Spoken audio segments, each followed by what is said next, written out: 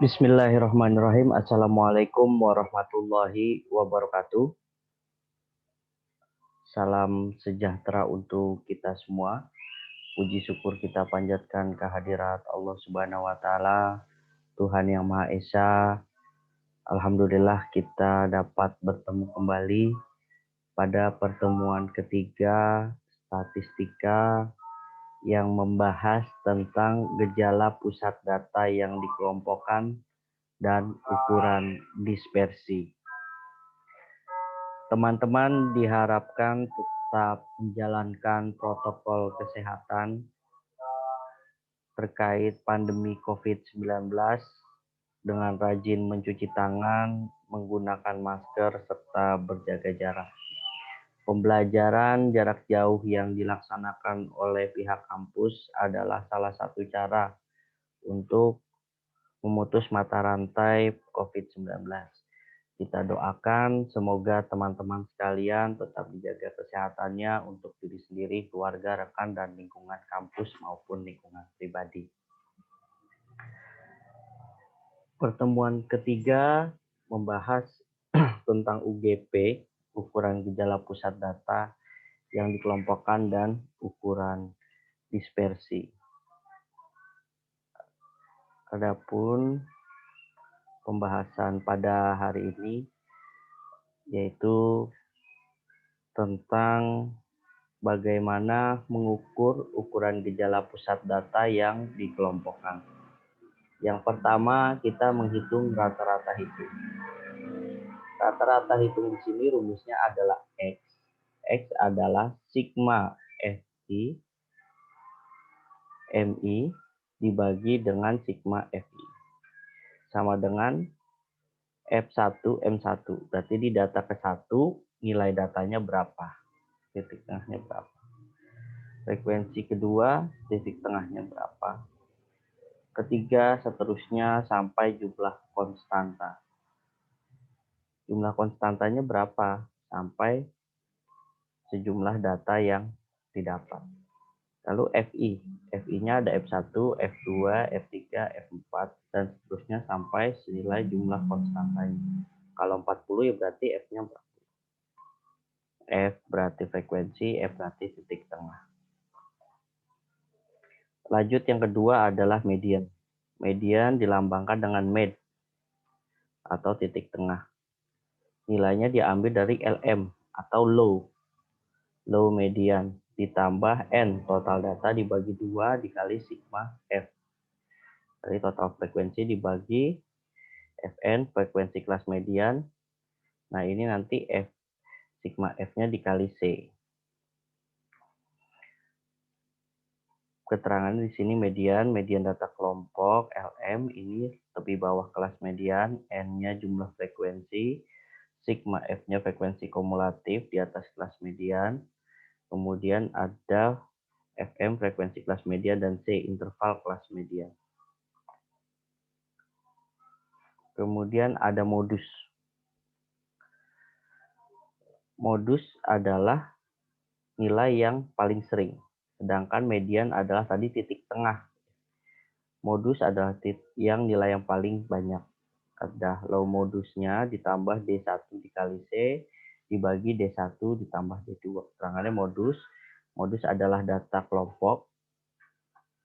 Dikumpulkan dulu data kelompoknya, nanti hasilnya adalah data yang tertinggi. Low modus adalah tepi bawah kelas modus. D1 adalah selisih antara frekuensi kelas modus dengan frekuensi kelas sebelum. Jadi ada nilai yang sesuai nilai D1-nya berapa ditambah nilai atasnya sebelumnya. Terus ada D2 selisih antara frekuensi kelas modus dengan frekuensi kelas sesudah modus. Jadi nilai tengah modusnya berapa, nanti di bawahnya. Kalau yang D1 atasnya. Sebelum kan, D2 di bawahnya. Udah kebayang belum nanti kita bermain di perhitungan Excel-nya. C sama masih interval. Kemudian ada lagi fraktil. Fraktil adalah nilai data yang membagi seperangkat data yang telah terurut menjadi beberapa bagian yang sama. Yaitu fraktil. Nah, di antara fraktil itu ada kuartil, ada desil, ada persentil. Nah, kuartil itu adalah total data dibagi 4. Yang dimaksud dibagi 4 adalah kemarin contoh di pertemuan sebelumnya muka gitu kan. Ada muka tengah, ada muka samping, muka sebelum. Nah, itu dibagi 4.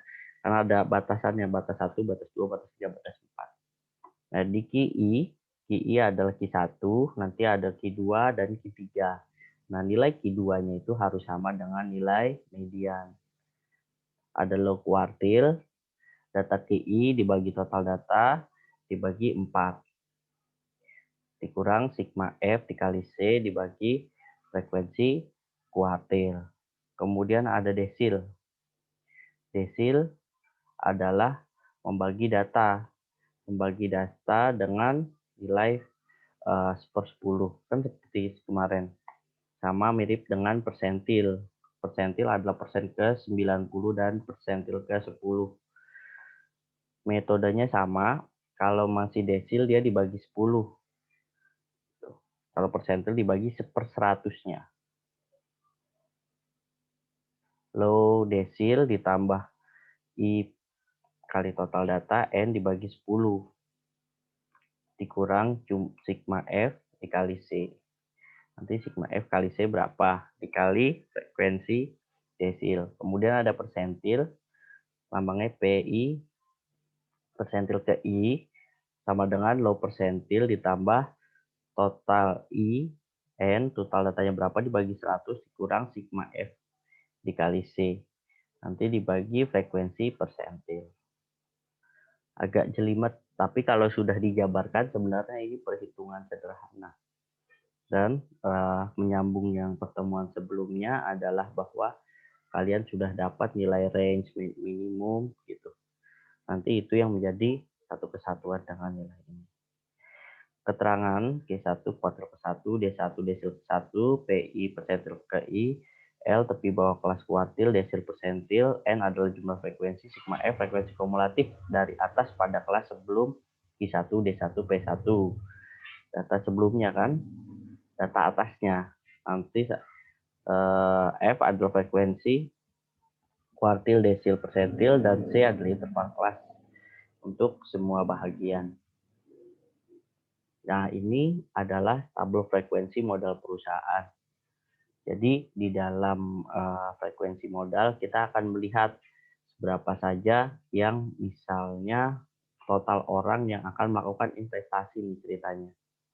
Ada yang memasukkan dananya dari 30 sampai 39 juta ada 2 orang, 40 sampai 49 juta ada 3 orang, 50 sampai 59 juta ada 11 orang, 60 sampai 69 juta ada 20 orang, 70 sampai 79 juta ada 32 orang, 80 sampai 89 25, 90 sampai 99 ada 7.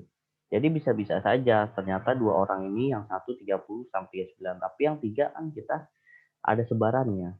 Sebarannya jangan-jangan 340 yang 145 149 atau 240 149 dan lain-lain. Nah, itu kita akan melihat sebarannya seperti apa.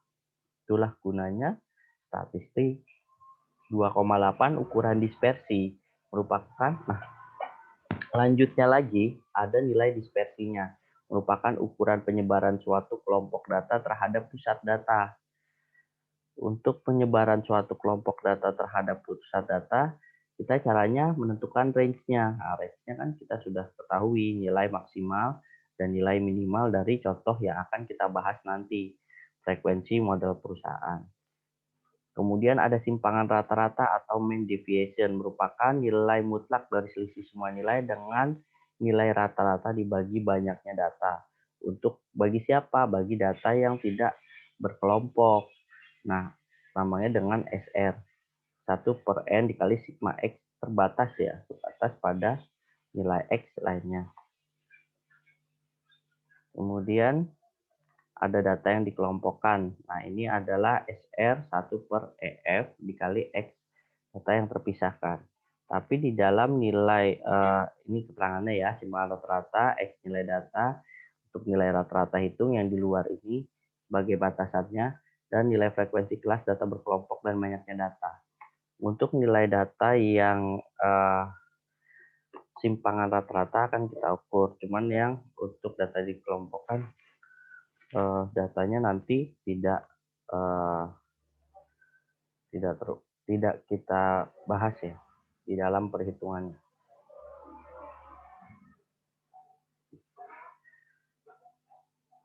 Ini. Jadi nanti kita sampai mean deviation. Kemudian ada variance, merupakan rata-rata kuadrat selisih atau kuadrat simpangan dari semua nilai terhadap rata-rata hitung. Nah, variasi itu dilambangnya dengan S. Untuk populasinya dilambangkan dengan mu kuadrat. Nanti kita akan bentukkan ini. Karena satu rangkaiannya, kenapa skip ini? Karena nanti rangkaiannya di luar. Karena dia untuk nilai yang outlier. Nanti dikelompokkan lagi. Sedangkan kita kan sudah terukur di sini. Kecuali nanti misalnya ada data, misalnya untuk ini 1, 2, 3, 4, 5, 6, 7. Misalnya ada 7, tapi data yang di sebaran yang kemarin itu cuma nyampe misalnya 93, di bawah 99. Nah, baru nanti sisanya itu kita ngukur pakai ini. Gitu. Makanya kita akan membahas karena sudah ukuran sebarannya tidak ada, kita hanya ambil data ini, maka itu tidak masuk. Kemudian ada tadi variance ya, sampai mu2, data tidak berkelompok. Ini lambangannya S kuadrat, variance kuadrat sama 1 per N dikurang 1.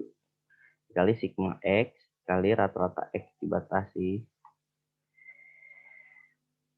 Kemudian ada data berkelompok S kuadrat, variance kuadrat 1 per N sigma X, dikali X dikali rata-rata hitungnya. Variance nanti hubungannya dengan SR yang tadi. Untuk pengukuran simpangan data kelompokan ini. Kita ngambil yang variance ini. Nah, dia ceritanya paket. Jadi kalau nanti di luar paket, pusing. Kemudian ada simpangan baku, standar deviasi merupakan akar pangkat 2 dari variasi simpangan baku. Nanti di bawah turunannya dari variance akan kita hitung simpangan bakunya. Simpangan bakunya misalnya dia sudah bergeser di area tertentu ya. Bisa jadi nanti dia akan ada di nilai yang lebih kecil lagi. Kemudian ada jangkauan kuartil. Seberapa besar jangkauannya dari rentang semi antar kuartil atau deviasi kuartil. Persamaannya adalah JK, jangkauan kuartil adalah setengah kali 3 dari Q1. Nah, nanti kan dia di antara modus. Nah, di antara modus dia ada di mana? Jadi dia di kuartil pertama sama kuartil ketiga. Terus terakhir adalah jangkauan persentil. Jangkauan persentil adalah persentil ke-10 dan persentil ke-90. Sama dengan P90 dan P10. Dengan P10 ini persentil 10 sama ke-90. Nanti dilihat jangkauannya sebesar mana. Terakhir adalah menentukan statistika dengan analisis deskriptif. Ini refreshment lagi karena sering skip. Teman-teman itu sibuk menghitung Excel-nya, lupa pakai analisis TruePack-nya. Langkahnya sama seperti contoh kemarin. Kalau kemarin pertemuan sebelumnya, contohnya kita pakai histogram ya. Sekarang kita pakai deskriptif statistik. Mungkin itu untuk slide-nya. Sekarang kita akan masuk kepada perhitungannya.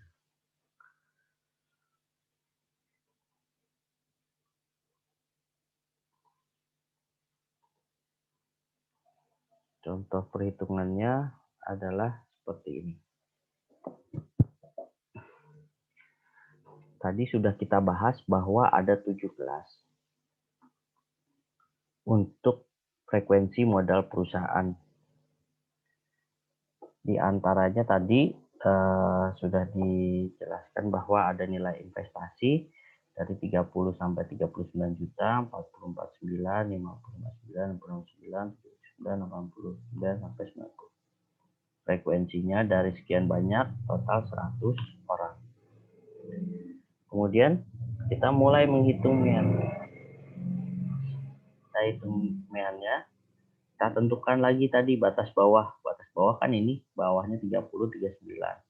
40, 49, 50, 59. Terus tentukan lagi.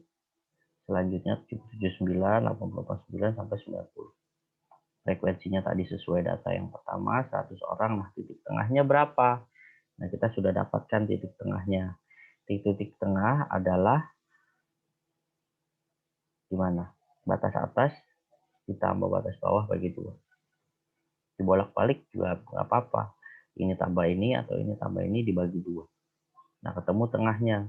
34,5, 44,5, 54,5, 54,5, 4,5, 4,5.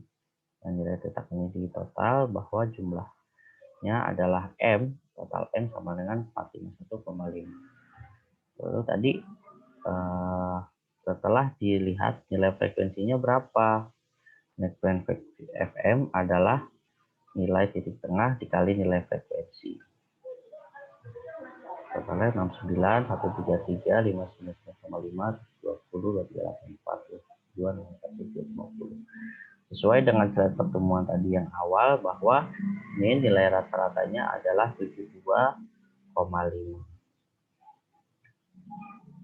Dapat 72,5. Di situ baru kita masuk kepada median. Nilai median adalah, jadi untuk mean atau rata-rata, dia ada di antara sini. Gitu. Di antara sini rata-ratanya di tengah. Ini berarti dia normal nih sebenarnya. Tapi kalau misalnya dihitung secara rata-rata, dia ada, kalau dihitung rata-rata normal dengan kita ngitung normal, dia adanya rada-rada bawah. Ini cuma buat contoh aja. Sekarang kita menentukan nilai titik tengah.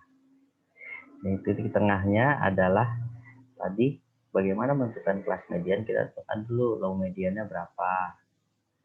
Ini berarti 69,5. Kemudian kita masuk ke 36 adalah ini. Frekuensi kan tadi sebelum. Tadi kan atas ya.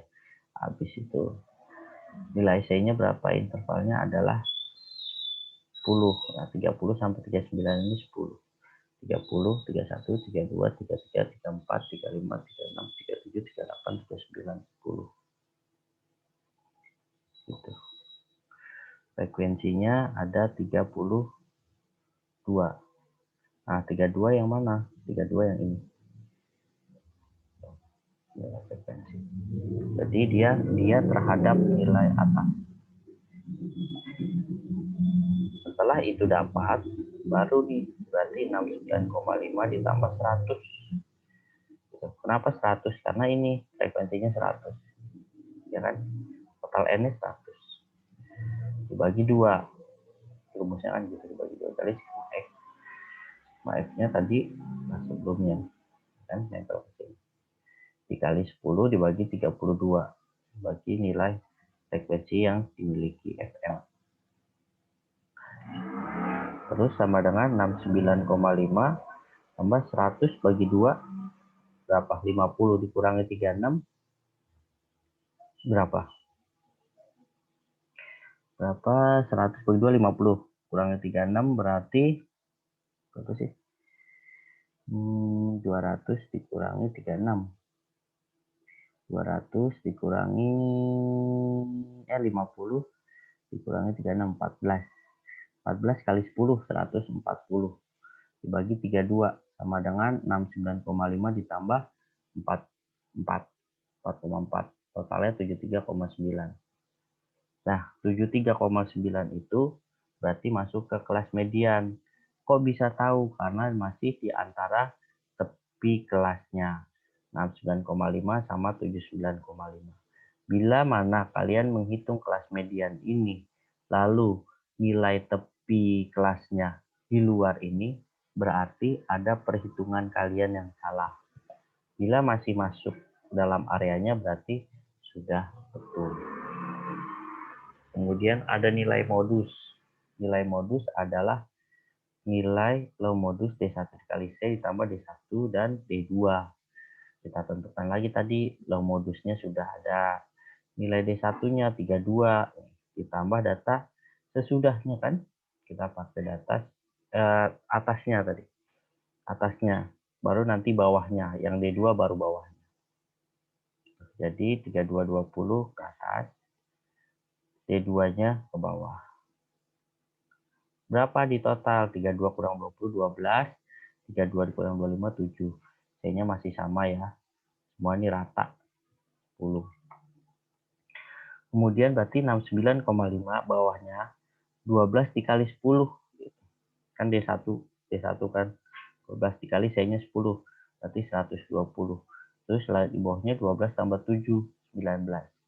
Jadi 69,5 ditambah 6,3. 75,8. 75,8 masih di dalam areanya. Berarti modusnya kita kunci benar. Masuk ke kuartil. Masuk ke kuartil, kita masukkan kelasnya. Kelasnya kita tentukan lagi. Log kuartil, log kuartil, log kuartil. Kemudian kita masuk lagi, nilai R-nya adalah 100. 100. Lalu nilai sigma F. Loh Pak, itu kok bisa 16? Dari mana 16? Ini totalnya. Kan sigma total F. Total F sebelumnya. 11 tambah 3 tambah 2, 16. Lalu sigma F-nya ya tambah lagi berarti nih 36. Kan 36. Lalu di sini 68, tambah lagi sih. 68. Lalu ada frekuensinya sesuai nilainya dia. Di 1, terus di 2, 32, 32, terus 25. C-nya masih sama. Lalu kita mulai hitung nih. Dia kan dibagi 4. Apa itu dibagi 4? Kenapa 3? Ya karena yang kita hitung adalah bahagiannya. 1/4. Berarti 2. 1/4. 1/2. 1/4. Ya, kan jadi Q1, Q2, dan Q3. Rumusnya adalah di kuartil, dia di 4-nya ini, dibagi 4. Kita tentukan Q1-nya 59,5. 1. Q1 berarti 1 kali 100. Berarti 100 dibagi 4. 25 dikurang 16 dikali 10. 5 kurang 16 berapa? 9. 90 bagi 2. Itu kan 90 bagi 20. 5 sama dengan 64. 64 masih ada di sini masih. Lalu ada Q2.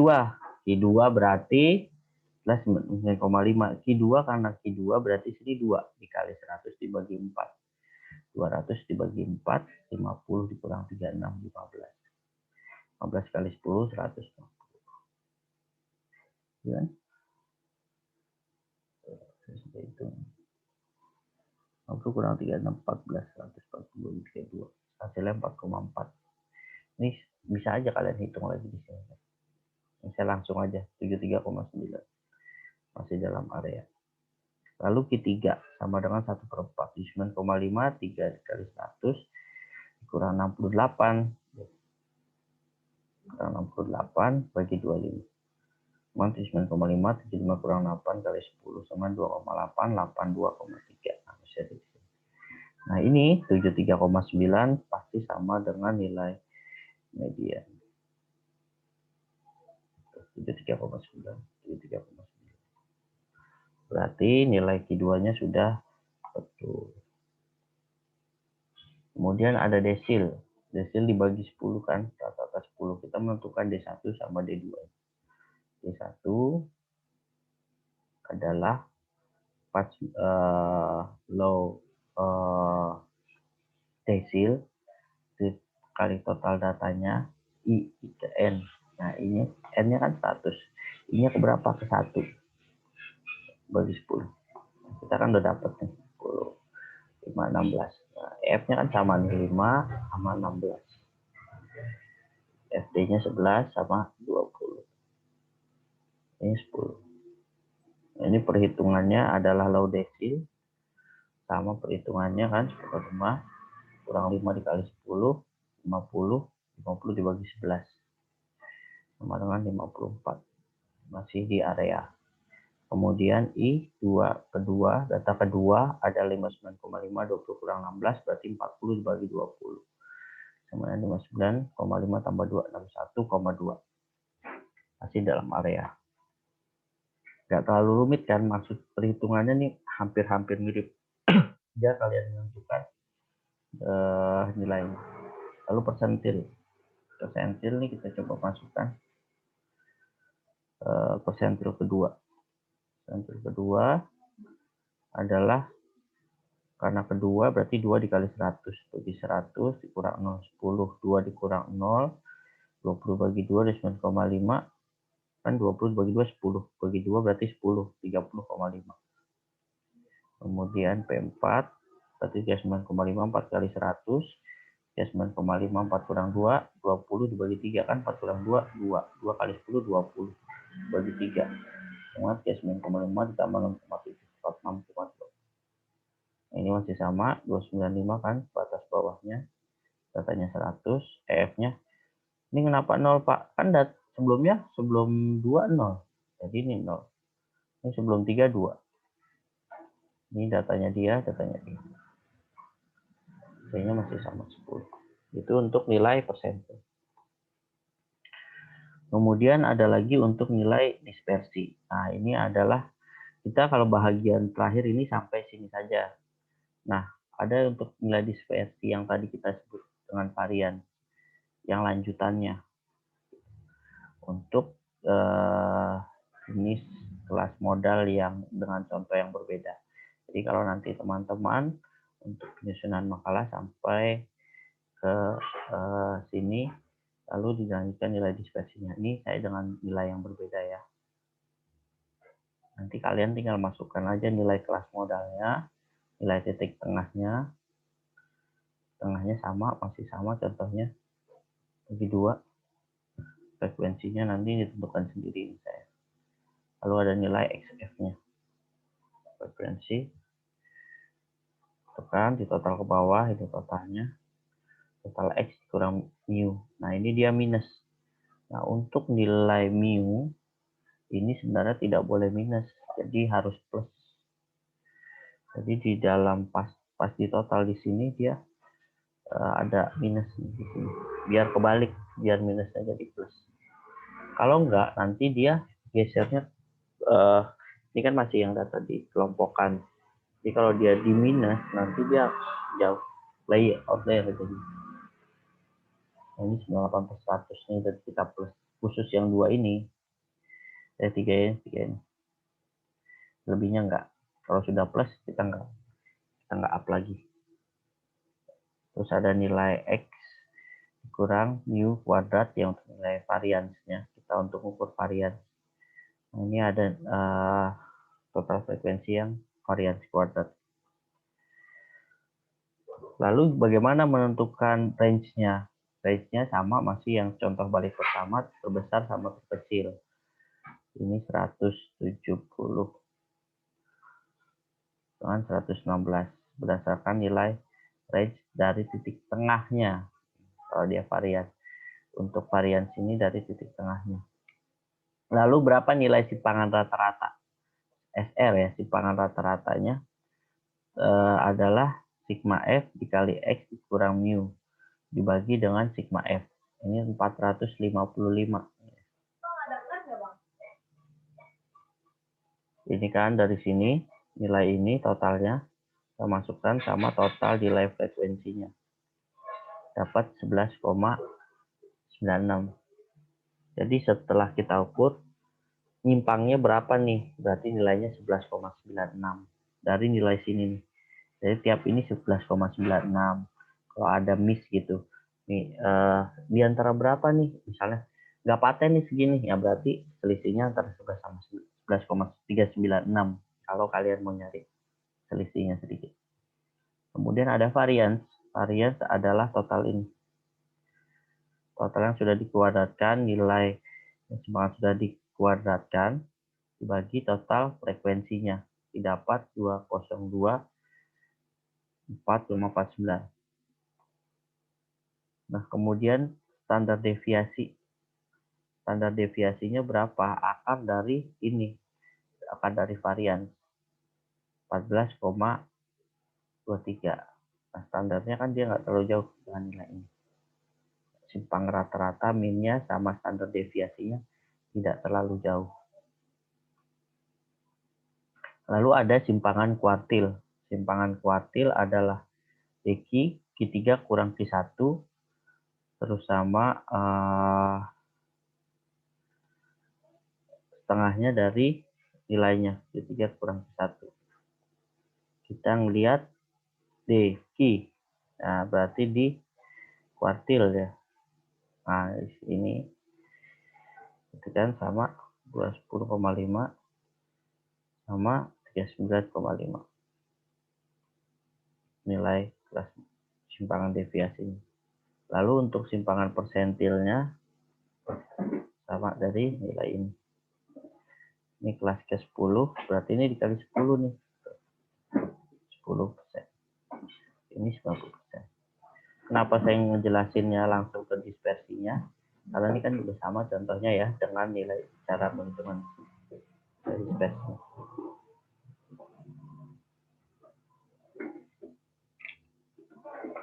Caranya kalau di sini kan sama Q1, Q3.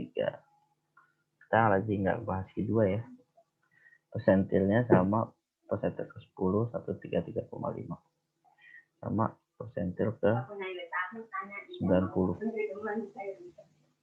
Jadi untuk nilai dispersinya sudah kita dapat sampai di 27.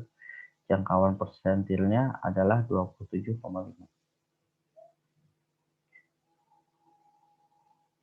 Mungkin itu untuk perhitungan dispersi.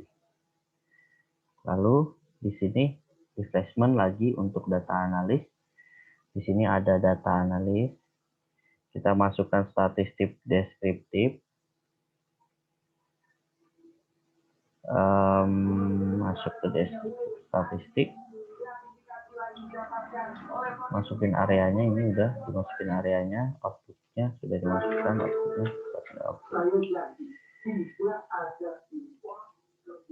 Nah, ini sudah dapat minnya. Jadi nanti setelah kalian, nanti kan kalian ada soal di soal sini. Tapi sebelum soal ini kan kalian ukur sebarannya sama urutannya kan dari kecil hingga terbesar atau yang ke bawah. Nanti kalian ukur ini, keluar ini. Gitu.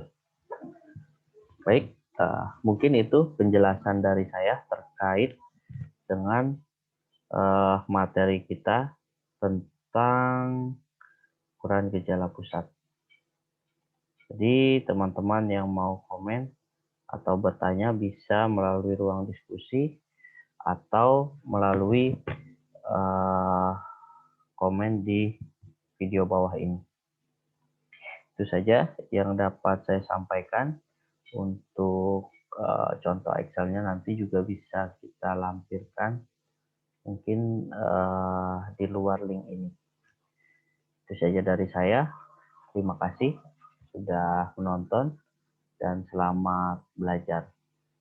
Wassalamualaikum warahmatullahi wabarakatuh.